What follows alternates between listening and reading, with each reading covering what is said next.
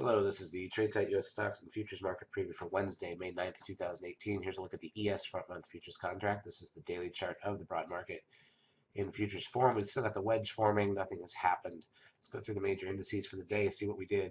We'll look at the intraday action. We'll talk about the data coming out this week. Here's crude oil, still above 70, closes at 70.02, down 70 cents. Gold down a $1.70 near the lows of the last few months, but very flat. S&P cash index literally flat, down less than a point. It was a really boring day again.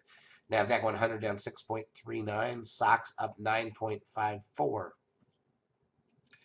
Biotech's down 19.24. So overall, a little more negative than positive. Probably the VIX down 4 cents. No big deal. The trend closes at 0.94.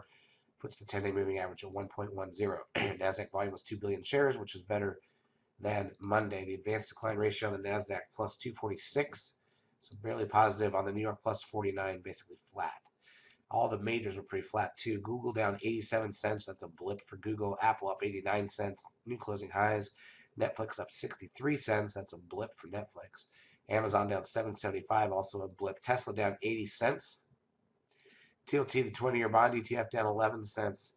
Goldman Sachs down 20 cents. Okay, let's look at the 5-minute charts of the futures so we can see what we did here today. Wasn't much. Again, Monday was gap up. We did something for 30 minutes, and then we were done. That was pretty much the range for the day. We swept the highs. We swept the lows.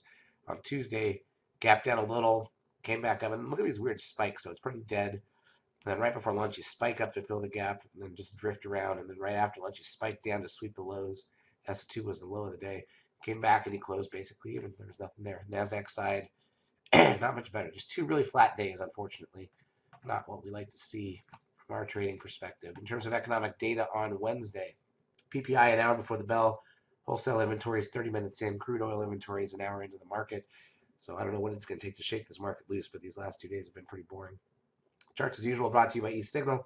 If you've not yet taken the trial of our services, feel free to do so. We will help you out for a couple weeks. Have a great trading Wednesday.